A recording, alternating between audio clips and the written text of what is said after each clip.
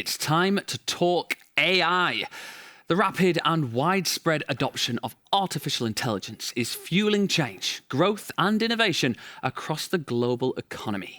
And to explore how AI is impacting the financial sectors of developing regions, the risks involved and what may lie ahead, we're joined by Laura Alfaro, Chief Economist at Inter-American Development Bank. Hello, Laura. Hi, how are you? Thanks for the invitation. Thank you so much for joining us today. Now, for viewers that may not be familiar with the work that you do, can you just describe your institution's objectives for the financial sector as well as on AI? So the IDB, the Inter-American Development Bank, is a multilateral bank. It's in the title, but we help countries develop, countries in the Latin American region. So we give different forms of loans. We have actually different parts. So we have the IDB that it focuses on government.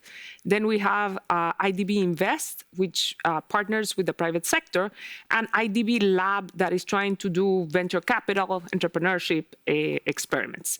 So this is the institution I recently joined. I joined in June. I'm a professor from Harvard Business School. I'm an economist by training.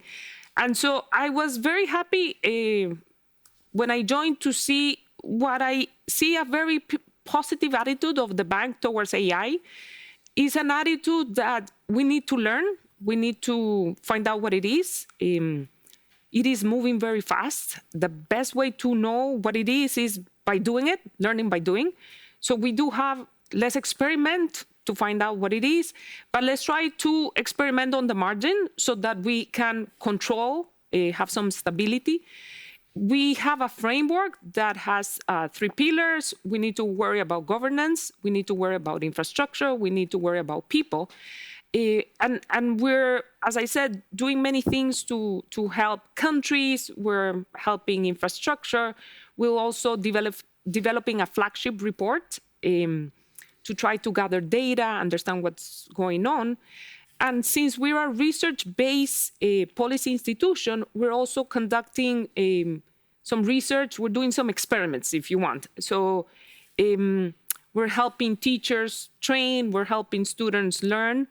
But the other part that I found that is very positive, or that's my bias, is that we don't think this is the end. It's a means to an end. So do you remember when we had this 1 laptop per child policy, and everyone thought this was going to end world hunger?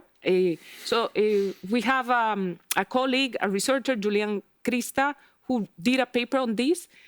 Very well done, again, experiment, RTC. So if you give every child a computer, every child gets a computer. But from this experiment, he found out that this doesn't necessarily lead to better learning in math, better learning in science, better learning how to read. So we have a very practical view of what AI is. It's a tool. And for the tool to help, we need to go to the end. What is it that it's doing in terms of helping kids learn or improving productivity or getting more loans and increasing investment? And so that is, I think, a very positive approach in this very complex world that we're living. You made the point that AI is moving so fast, its impact on the world could be so complex in ways that we don't even understand where we are at the moment. But is there perhaps a simple message that you could give to financial institutions where it comes to AI? I think it's this: innovate, but try to preserve stability. And as I said, I think it can be done if you start doing a little bit of adoption on the margin, test if my security is working, do I have risk, and try to control them as it goes. Try to expand and see what else it can do. But yes, we're all figuring out all the things that it can do. I think we're all in the same boat there. Now, you just came back from a workshop with some of the market players. Was there anything that surprised you or stood out to you from the audience? What did you learn there? So a couple of things. Depending on the session you go, everyone is either very positive or very negative. So I think it would be nice at the end if there is some interaction in these potential cost benefits. The other one is, I feel that in Europe there was a sense that the world had ended, that there's no more change. And I think it's kind of interesting. It's sort of like coming to terms that, yeah, the world continues to change and perhaps we don't dictate that change or we don't manage that change, but somehow we need to adapt and see where it takes us. Now, beyond fragmentation and interoperability, what are some of the patterns in the geopolitical environment that financial institutions should be paying attention to? So we tend to talk about global value chains, but the reality is the world was more regional than global. So it is true in Europe. Europe trades more with Europe.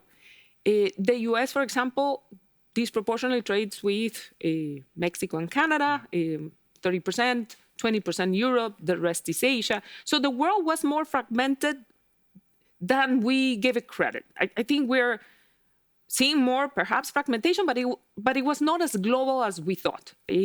So perhaps to just remind ourselves that a lot of the payments, a lot of the trade was regional, and there might be changes. The other one is that countries are different and have changed. I think Latin America, for example, there is some view that we're still the Latin America of the 80s and 90s, and there's some countries that behave better than others. But for the most part, countries have not had a financial crisis. Brazil has not had a financial crisis in 30 years, Chile, Colombia.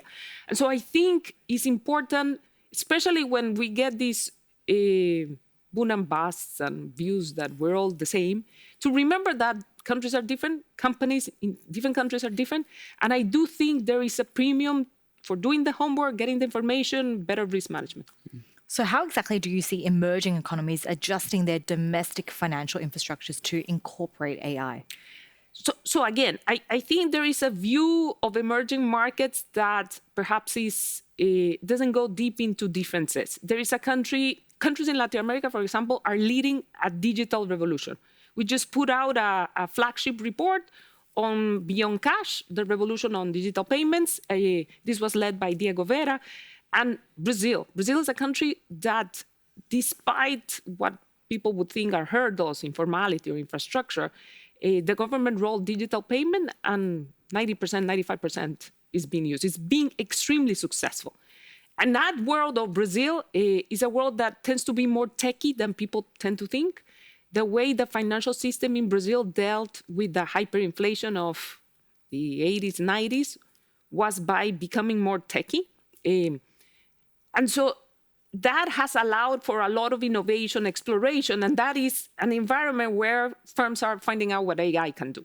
That is true in a Brazil, that is true in an Uruguay, that is true in a Chile. So you do see firms experimenting because, again, I think there are some biases that once you start exploring a little bit countries, they're more sophisticated than we give them credit. You've kind of answered my next question there, because I was going to ask about examples of countries that are designing technology policy particularly well, but it seems like South America is a real hub of activity there. So I think Brazil has done it well, but I think the region has different models. So there's some countries like in Brazil that it was the central bank and they talk to banks and it has been very successful. There are some others that is the private sector leading the way and also achieving similar results. And I think that's what's nice about Latin America, that it gives you different models so we can see what are the costs, what are the benefits, what could be improved, what works, what doesn't work.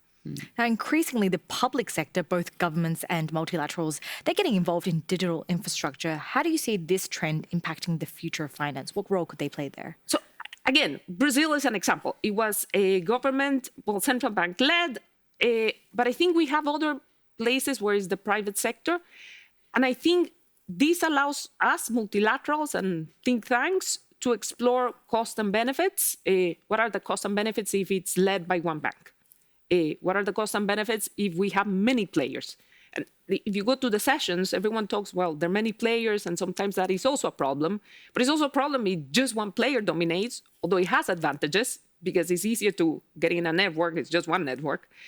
What are the costs and benefits when the government does it? It has lowered a lot of costs. But what are the implications for the other players? I think in Brazil, it's interesting that has allowed a fintech revolution. And we see a lot of very interesting companies gathering data, trying to find how we can turn this into credit for businesses and people. And we have some research that is starting to show some positive results. I have a fun question for you now. In retrospect, if we had AI back in 2008, do you think we would have been able to predict the financial crisis? So there's this joke, as you know, that economists have predicted the last 10 crises out of 3. Of the last 3. And depending on the economists, out of the 3 last crises, there's some that have predicted 20. There's some that are more gloomy than others. We were having that discussion over lunch. I'm of the view that many of the signs we knew. There was a famous institution lending to subprime that had very interesting problems in 2007 that already highlighted there's issues there. So some people were talking about this. The problem of many of these crises is we just have to agree that this is the time, and that's what's tricky. At the macro level, there has been a lot of innovation. AI helps us with nonlinear, and there's some interesting papers that do show some improvements. But at the macro level, we do have a data problem. We just don't have many observations. And a lot of these models just feed on many data points. That makes it tricky. The other type of crises that are more complicated are the ones that are related to sovereign debt problems. Governments not being able to pay the debt, because that involves a shifting of the burden between who's going to pay taxes, who's going to spend less. Those problems are happening everywhere. They're spreading. And those, I think, are tricky, are trickier to forecast. But as I said, this technology is evolving so quickly that the one thing I have learned is not to say, no, it's not going to do it. I don't think it's being able to do it just yet. A couple of years, probably. So, Laura, looking ahead to 2026, aside from Brazil, aside from AI, what are you most excited about? So as I said, well, there's the World Cup. I'm from Latin America, so to say the World Cup is coming. So after that, as I said, we have a lot of experiments in the region that we have set, especially in education. And we're going to start seeing results next year. So for example, if we don't have enough teachers that know English, AI can help us with that. And we're doing some nice experiments to see how it can lead the way in improving languages in Latin America. And a lot of the results are coming next year. Being the nerd that I am, I'm hoping to see those results next year. Well, Laura, it's been a really interesting chat. Thank you so much for giving us your time. Good luck in the World Cup. Laura Alfaro, that's Chief Economist at Inter-American Development Bank. Thanks once again.